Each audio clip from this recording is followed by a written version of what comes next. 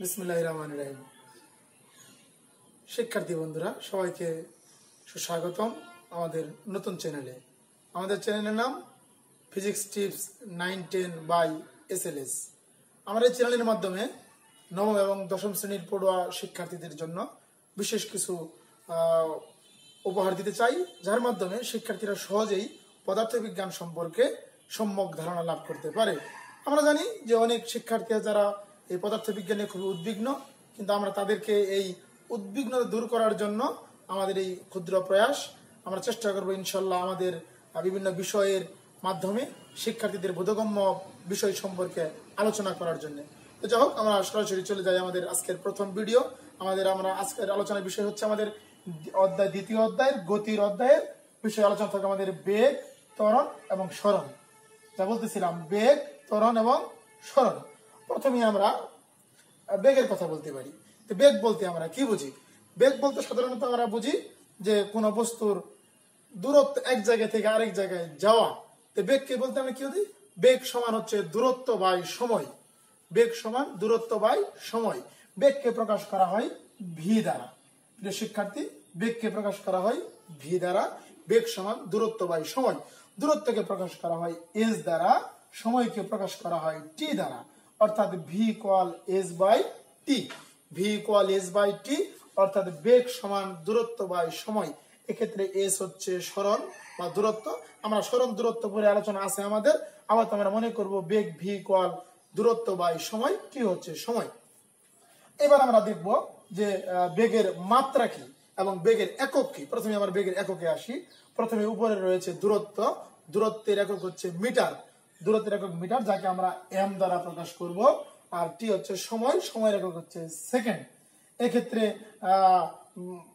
Metre by second হয়ে গেল। আমরা এখানে জানি যে সময় বা এস এর কোনো পাওয়ার নাই, না থাকতে এক, আর ভাগ থাকলে বিয়োগ হয়ে যায়। সেক্ষেত্রে বেগের একক হচ্ছে মিটার পার সেকেন্ড। এই হচ্ছে আমাদের বেগের একক। অর্থাৎ আমি আবার শুরু থেকে বলতেছি, বেগ সমান হচ্ছে দূরত্ব বাই সময়, অর্থাৎ একক সময়ে কোনো বস্তুর অতিক্রান্ত দূরত্বকেই বেগ বলে।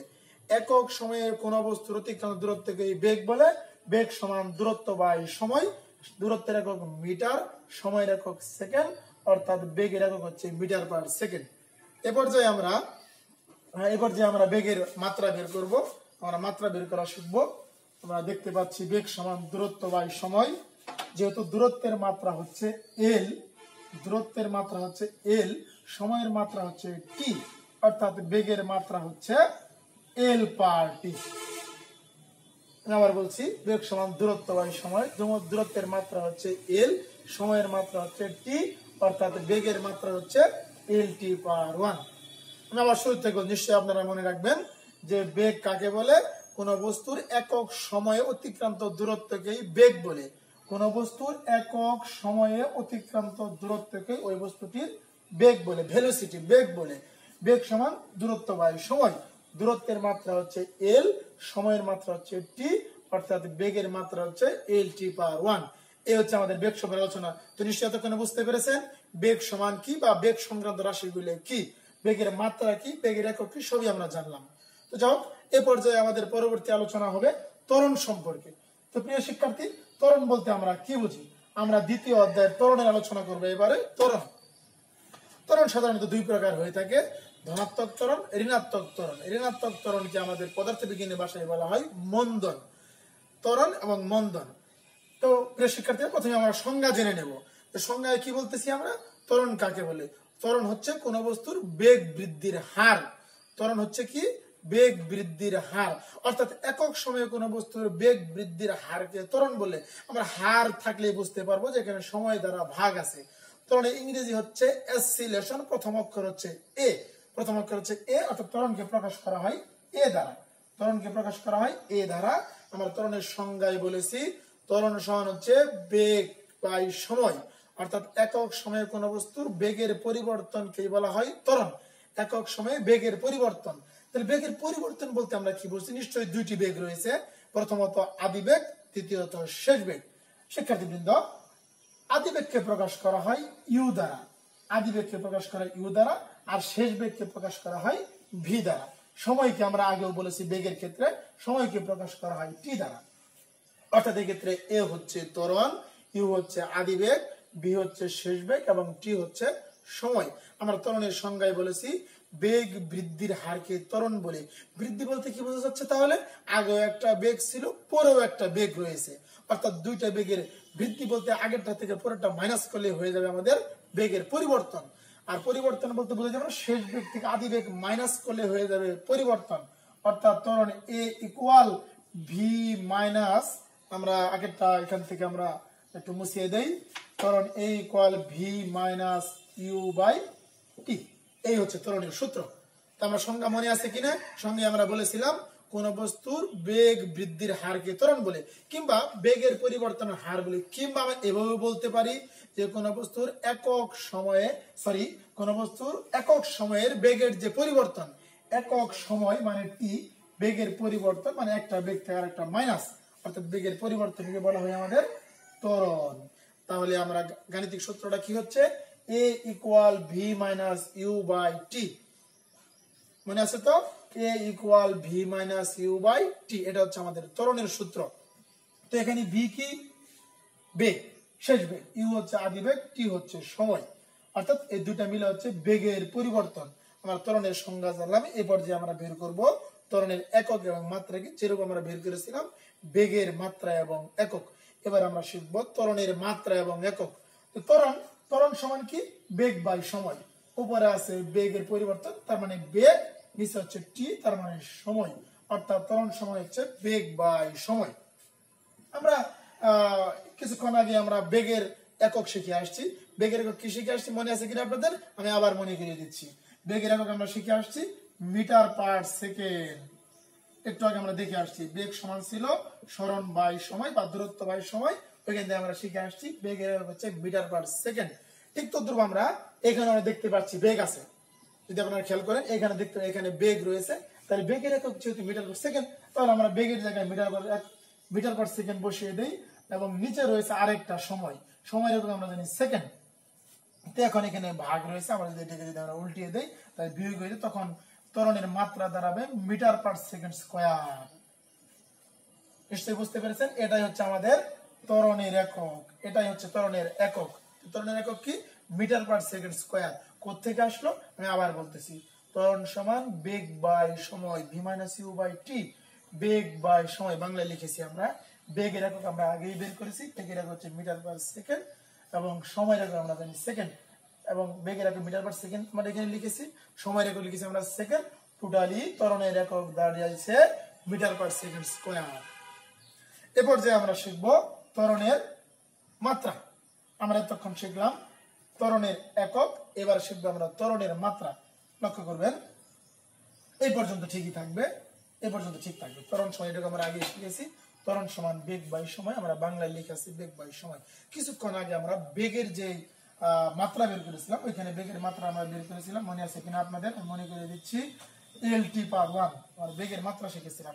এখানে আমরা দেখতে পাচ্ছি উপরে রয়েছে বেগ, তো বেগের মাত্রা আমরা শিখেছিলাম এলটি পার 1, এবং এই পর্যায়ে এখানে রয়েছে সময়, সময়ের একক মাত্রা জানি আমরা টি, তাহলে এটা যদি আমরা ভাগ থেকে যদি গুণাকারে হয়ে যায় তাহলে এলটি পার 2, এটাই হচ্ছে আমাদের ত্বরণের মাত্রা। তো শিক্ষার্থীরা আমরা কি বুঝতে পারলাম? ত্বরণের আমরা একক বের করা শিখলাম, মাত্রা বের করা শিখলাম, এবং ত্বরণ কাকে বলে আমরা তাও জানলাম।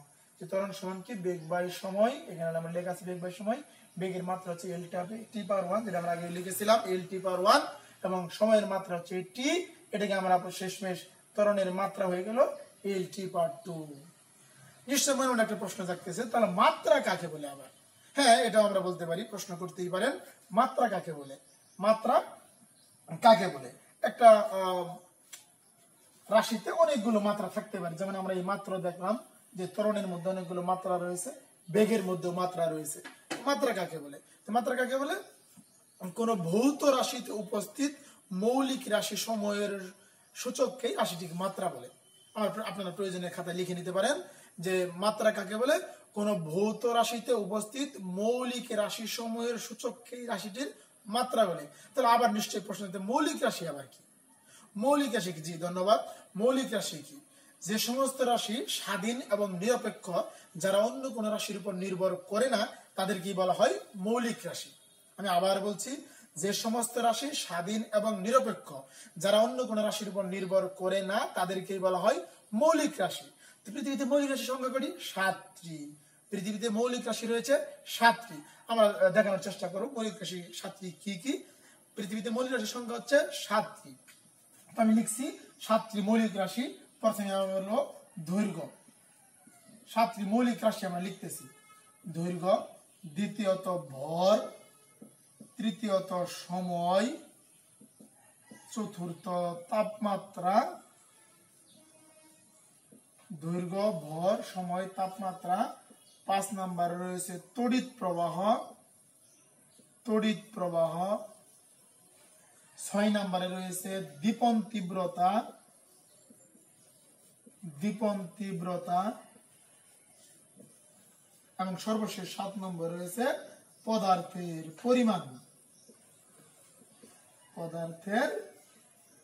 পরিমাণ। হ্যাঁ, আমি আবার বলছি, আমরা কিন্তু আলোচনা ছিল আমাদের ত্বরণের বিষয়ে। আমরা এখানে বলেছিলাম মাত্রা কাকে বলে, যে কোনো ভৌত রাশিতে উপস্থিত মৌলিক রাশির সময়ের সূচককেই রাশিটির মাত্রা বলে। তো তখন আপনার প্রশ্ন ছিল যে মৌলিক রাশি এবার কি। সেই ক্ষেত্রে আমরা মৌলিক রাশি পৃথিবীতে 7টি সংজ্ঞা বলেছি আমরা। যে সমস্ত রাশি স্বাধীন এবং নিরপেক্ষ, যারা অন্য রাশির উপর নির্ভর করে না, তাদেরকে বলা হয় মৌলিক রাশি। মৌলিক রাশি পৃথিবীতে 7টি আমরা লিখেছি। মৌলিক রাশি একটা হচ্ছে, প্রথম হচ্ছে দৈর্ঘ্য, ভর, সময়, তাপমাত্রা, তড়িৎ প্রবাহ, দীপন তীব্রতা, পদার্থের পরিমাণ। তো আমরা এগুলো নিশ্চয়ই আলোচনার সামনে আমাদের থাকবে। তারপরে বলছি দৈর্ঘ্যের একক মিটার, ভরের একক কেজি বা কিলোগ্রাম, সময়ের একক সেকেন্ড, তাপমাত্রার একক কেলভিন, তড়িৎ প্রবাহের একক অ্যাম্পিয়ার, দীপন তীব্রতার একক হচ্ছে ক্যান্ডেলা, এবং পদার্থের পরিমাণের একক হচ্ছে মোল। আমি প্রয়োজনে লিখে দিই আপনার সুবিধার জন্য। দৈর্ঘ্যের একক মিটার, এটা একক। দৈর্ঘ্যের একক মিটার, এম দ্বারা প্রকাশ করা হয়। ভরের একক আমরা সকলে নিশ্চয়ই জানি, ভরের একক কিলোগ্রাম বা কেজি। সময়ের একক সেকেন্ড, আমরা একটু আগে শিখেছি সময়ের একক সেকেন্ড। তাপমাত্রার একক হচ্ছে কেলভিন, কে দ্বারা প্রকাশ করা হয়। তড়িৎ প্রবাহের একক অ্যাম্পিয়ার, বড় হাতের এ দ্বারা প্রকাশ করা হয়। দীপন তীব্রতা হচ্ছে ক্যান্ডেলা, সিডি দ্বারা প্রকাশ করা হয়। এবং সর্বশেষ পদার্থের পরিমাণের একক হচ্ছে মোল। এই আমরা 7টি মৌলিক রাশি এবং সেই রাশি সমূহের একক সহ জানলাম। 7টি মৌলিক রাশি কি? দৈর্ঘ্য একক হচ্ছে মিটার, ভর একক হচ্ছে কেজি, সময় একক হচ্ছে সেকেন্ড, তাপমাত্রা একক হচ্ছে কেলভিন, তড়িৎ প্রবাহের একক হচ্ছে অ্যাম্পিয়ার, দীপন তীব্রতার একক হচ্ছে ক্যান্ডেলা, এবং পদার্থের পরিমাণের একক হচ্ছে মোল। এই হচ্ছে পৃথিবীতে 7টি মৌলিক রাশি। এবং আমরা যতগুলো রাশি সম্পর্কে জানবো, প্রত্যেকটা রাশির মধ্যেই এদের উপস্থিতি নিশ্চয়ই থাকবে। যেমন আমি যদি একটু মনে করে দেওয়ার চেষ্টা করি আপনাদেরকে, আমরা কিছুক্ষণ আগে শিখেছিলাম ত্বরণের মাত্রা এবং একক। সেখানে নিশ্চয়ই মনে আছে ত্বরণের মাত্রা আমরা শিখেছিলাম। ত্বরণের মাত্রা এই শিখেছিলেন মিটার পার সেকেন্ড স্কোয়ার। তো এই মিটার কোত্থেকে আসলো? আমরা এই একটু আগে দেখলাম যে মৌলিক রাশি 7টা মৌলিক রাশির মধ্যে প্রথম মৌলিক রাশিটি ছিল দৈর্ঘ্য। দৈর্ঘ্যের একক ছিল মিটার, এবং তারপরে ছিল সময়, সময়ের একক ছিল সেকেন্ড। অর্থাৎ এই ত্বরণ একটা ভৌত রাশি। এই ভৌত রাশির মধ্যেই এই মাত্রাগুলো রয়েছে। আর বলতে পারেন যে রাশি কি? হ্যাঁ, প্রশ্ন জাগতে পারে রাশি কি? ভৌত জগতে যাহা কিছু পরিমাপযোগ্য তাকেই বলা হয় রাশি। এই পৃথিবীতে যাহা কিছু পরিমাপ করতে পারেন, যেমন আপনি কখন পড়তে বসেছেন, কখন খেয়েছেন, এটা সময়ের পরিমাপ। আপনার যে পাঠ্য বই, পদার্থ বিজ্ঞান বইটার ওজন কত বা ভর কত, এটা একটা পরিমাপ। এখন তাপমাত্রা কত, এটা একটা পরিমাপ। এখন তড়িৎ প্রবাহ কত চলতেছে, এটা একটা পরিমাপ। এরকম যত কিছু পরিমাপ করা সম্ভব। আপনি কতটুকু কাজ করেছেন, আপনার ক্ষমতা কত, বিভব শক্তি কত, গতি শক্তি কত, আমরা সমস্ত কিছু পর্যায়ক্রমে আলোচনা করব। তো এই বিষয়গুলি হচ্ছে রাশি। এর সংজ্ঞা কি? ভৌত জগতে যাহা কিছু পরিমাপযোগ্য তাকেই বলা হয় রাশি। ভৌত জগতে যাহা কিছু পরিমাপযোগ্য তার নামই হচ্ছে রাশি। তো ধন্যবাদ। আমরা এখানে ত্বরণের একক শিখতেছিলাম এবং ত্বরণের মাত্রা আমরা শিখেছি L/2। ত্বরণের একক আমরা বলেছি যে এগুলো মৌলিক রাশি থেকে এসেছে। মৌলিক রাশি আমরা 7টি আমরা বলেছি। তো ধন্যবাদ। এ পর্যায়ে আমরা আলোচনা করব সরণ নিয়ে। অনেকে আমরা মনে করতে পারি সরণ এবং দূরত্ব মনে হয় একই জিনিস, কিন্তু না প্রিয় শিক্ষার্থী, সরণ এবং দূরত্ব এক জিনিস নয়। ও তার আগে একটু আলোচনায় আমরা পিছন থেকে চলে আসি। এখানে আমরা বেগের কথা ছিল। বেগের একক আমরা শিখে আসছি। বেগের একক শিখছি আমরা মিটার পার সেকেন্ড। বেগের একক মিটার পার সেকেন্ড। তো এখানে একটা প্রশ্ন থাকতে পারে, দ্রুতির এককও কিন্তু মিটার পার সেকেন্ড, দ্রুতির একক মিটার পার সেকেন্ড, দ্রুতির একক মিটার পার সেকেন্ড। তাহলে বেগ এবং দ্রুতির পার্থক্য কোথায়? বেগের একক মিটার পার সেকেন্ড, দ্রুতির একক মিটার পার সেকেন্ড। বেগের মাত্রাও হচ্ছে L/1, দ্রুতির মাত্রা হচ্ছে L/1। তফাৎ কি? তফাৎ হচ্ছে দিকের। এই রাশিদ্বয়ের মধ্যে একটাকে প্রকাশ করতে দিক প্রয়োজন, আর একটা দিকের প্রয়োজন নাই। সুতরাং একটা হচ্ছে ভেক্টর রাশি, আর একটা হচ্ছে স্কেলার রাশি। তো প্রশ্ন থাকতে পারে, তাহলে ভেক্টর রাশি স্কেলার রাশি আবার কি?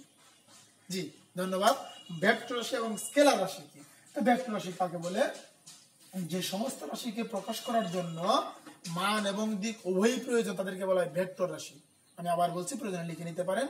যে সমস্ত রাশিকে প্রকাশ করার জন্য মান এবং দিক উভয়ই প্রয়োজন, তাদেরকে বলা হয় ভেক্টর রাশি। আর যে সমস্ত রাশিকে প্রকাশ করার জন্য শুধু মান যথেষ্ট, দিক নির্দেশনার প্রয়োজন নয়, তাদেরকে বলা হয় স্কেলার রাশি। উদাহরণস্বরূপ যদি আমি আপনাকে প্রশ্ন করি, আপনাদের এখন কয়টা বাজে? যেমন আমার ঘড়িতে আপনারা দেখতেই পাচ্ছেন 3:21 বাজে, 3:21 বাজে আমার ঘড়িতে, 3:21 বাজে। তো আমার বলতে হবে না যে 3:21 কোন দিকে বাজে, দিক বলার কোনো প্রয়োজন নাই। 3:21 বাজলেই শিক্ষার্থীরা বুঝতে পারবেন যে কোন মানের কথা বলে। আমার বলতে হবে না যে 3:21 বাজে উত্তর দিকে, 3:21 দক্ষিণ দিকে, না, সেটা বলার কোনো প্রয়োজন নাই, কারণ এই মানটা প্রকাশ করার জন্য দিকের দরকার নাই, মান হলে যথেষ্ট। সুতরাং তাহলে সময়টা কি রাশি হয়ে গেল? সময়টা হয়ে গেল স্কেলার রাশি। সময়টা স্কেলার রাশি। কেন? একে প্রকাশ করার জন্য মান এবং দিকের প্রয়োজন নাই। আর যে সমস্ত রাশিকে প্রকাশ করার জন্য মান এবং দিক উভয় প্রয়োজন পড়ে, তাদেরকে বলা হয় ভেক্টর রাশি। যেমন আমার সামনে আসলে স্মরণের কথা বলবো, আমরা স্মরণের ওইখানেও আছে। আমরা পর্যায়ক্রমে আমরা স্মরণের জন্য ত্বরণের কথা বলেছিলাম, আমরা মাঝখানে ত্বরণ বের করেছিলাম। ত্বরণ আমরা বলেছিলাম দুই প্রকার, ত্বরণ এবং মন্দন, ঋণাত্মক ত্বরণ এবং ধনাত্মক ত্বরণ। ঋণাত্মক ত্বরণের আরেক নাম হচ্ছে মন্দন। মন্দন কাকে বলে? আমরা ত্বরণের সংজ্ঞায় বলেছিলাম, মনে আছে কিনা আপনাদের? বেগ বৃদ্ধির হারকে ত্বরণ বলে। বেগ বৃদ্ধির হারকে, এটাই উল্টা করে বলতে পারি আমরা, বেগ হ্রাসের হারকে মন্দন বলে। বেগ হ্রাসের হারকে মন্দন বলে। বেগ বৃদ্ধির হারকে যেমন ত্বরণ বলে, ঠিক তদ্রূপ বেগ হ্রাসের হারকে মন্দন বলে। তো আমরা এই পর্যায়ে জানবো যে বেগ হ্রাসের হারকে মন্দন বলে। ত্বরণ এবং মন্দনের একক এবং মাত্রা একই, শুধু তফাৎ হচ্ছে মাত্র ত্বরণের বেলায় বেগ বৃদ্ধি পাবে এবং মন্দনের বেলায় বেগ হ্রাস পাবে। কিন্তু ত্বরণ যা, মন্দন তাই, তবে ত্বরণের মানটা ধনাত্মক হবে এবং মন্দনের মানটা ঋণাত্মক হবে। তো সর্বশেষ আমরা আছি স্মরণে। স্মরণ আর দূরত্ব আমার কাছে একই মনে হয়, কিন্তু স্মরণ এবং দূরত্ব এক জিনিস নয়। যেমন আমি একটু বোঝানোর চেষ্টা করি, এখান থেকে আপনার বাড়ি এইখানে রয়েছে, এখান থেকে এটা আপনার স্কুল, এইখান থেকে আপনি বাড়ির স্কুলে যেতে চান, আপনি ইচ্ছা করলে এই দিক দিয়েও যেতে পারবেন সোজাসুজি, কিংবা আপনার রাস্তাটা এমনও হতে পারে যে এই দিক থেকে ঘুরে, এই দিক থেকে বাজার হয়ে পোস্ট অফিসে বিভিন্ন জায়গায় এইখানেও আসতে পারে। আপনি ইচ্ছা করে দুটো জায়গা দিয়ে আপনার স্কুলে আসতে পারবেন। প্রশ্ন হচ্ছে যে তাহলে কোন দিক দিয়ে আমি যাব, বা কোনটাকে দূরত্ব মনে, কোনটাকে স্মরণ মনে করবো আমরা? স্মরণের সাথে অবশ্যই দিকের সম্পর্ক রয়েছে, নিশ্চয়ই বুঝতে পারছেন। স্মরণের সাথে দিকের সম্পর্ক রয়েছে। কোন দিক বলতে হবে? যেমন আমরা দূরত্ব বলতে দিকের কোনো প্রয়োজন নাই। যদি আমাকে প্রশ্ন করেন যে এখান থেকে ঢাকার দূরত্ব কত, সেক্ষেত্রে আমার দিক বলতে হবে না, আমি শুধু বলে দেবো। আপনাকে যদি কেউ প্রশ্ন করে যে আপনার বাসার থেকে স্কুলটা কোথায়, আপনি যদি বলেন আপনার বাসা থেকে স্কুলটা ঢাকাতে, তাহলে ঢাকা যে না জানে সে কোন দিকে যেতে পারবে? তার দ্বারা সম্ভব না আপনার স্কুলটা খুঁজে বের করা। কিন্তু আপনি যদি বলেন যে আপনার বাসার থেকে 1 কিলোমিটার পশ্চিমে আপনার স্কুল, তাহলে ওই লোকটি কিন্তু সহজে বের করতে পারবে আপনার জায়গাতে 1 কিলোমিটার পশ্চিমে আসলে আপনার স্কুলটি পাওয়া যাবে। ঠিক এইখানে আমরা এখানে বোঝানোর চেষ্টা করি, এটা আপনার স্কুল, এটা আপনার বাসা। এইখান থেকে এই পর্যন্ত নির্দিষ্ট দিক আছে আপনার বাসা থেকে স্কুলের দিকে, সেটা হচ্ছে স্মরণ, আর এই দিকটা এটা হলো দূরত্ব। তো প্রিয় শিক্ষার্থী, নিশ্চয়ই বুঝতে পেরেছেন স্মরণের নির্দিষ্ট দিক রয়েছে, দূরত্বের কোনো দিক নেই। যদিও স্মরণের একক যা, দূরত্বের একক তাই। যেমন দূরত্বের একক হচ্ছে মিটার, তদ্রূপ স্মরণের একক মিটার। এখানে একটা প্রশ্ন থাকতে পারে যে তাহলে এরকম পরীক্ষা থাকতেই পারে যে স্মরণ এবং দূরত্বের মাত্রা একক একই হলেও রাশি দুটি ভিন্ন কেন? সেই ক্ষেত্রে আপনারা সলিউশন দিবেন যে যেহেতু স্মরণের দিক রয়েছে, দূরত্বের কোনো দিক নেই, তাই রাশি দুটি ভিন্ন। তো প্রিয় শিক্ষার্থী, আমরা আমাদের আজকের আলোচনার প্রায় শেষের দিকে চলে এসেছি। আমাদের আজকের আলোচনার বিষয় ছিল দ্বিতীয় অধ্যায়ের গতির অধ্যায়ের বেগ, ত্বরণ, সরণ। বেগ, ত্বরণ, সরণ। তো আমরা আমাদের আলোচনার প্রায় শেষ পর্যায়ে। আমরা পরবর্তী দিন আমাদের পরবর্তী ভিডিওতে নিশ্চয়ই আমরা আমাদের এই অধ্যায়ের আমরা পরবর্তী যে জিনিসগুলো সেগুলো সম্পর্কে আমরা জানবো। আশা করি আমার সাথেই থাকবেন। আর সকলের প্রতি আহ্বান থাকবে, আমাদের এই ফিজিক্স সম্পর্কে আরো যদি বিস্তারিত জানতে চান আমাদের চ্যানেলটি অবশ্যই সবাই সাবস্ক্রাইব করবেন, আমাদেরকে উৎসাহ দিবেন, যাতে করে আপনাদের জন্য আমরা পরবর্তীতে এর চেয়ে ভালো ভিডিও উপস্থাপন করতে পারি। তো সকলের সুস্বাস্থ্য দীর্ঘায়ু কামনা করে আজকের ভিডিও এখানে শেষ করছি। সবাইকে ধন্যবাদ সাথে থাকার জন্য। আসসালামু আলাইকুম।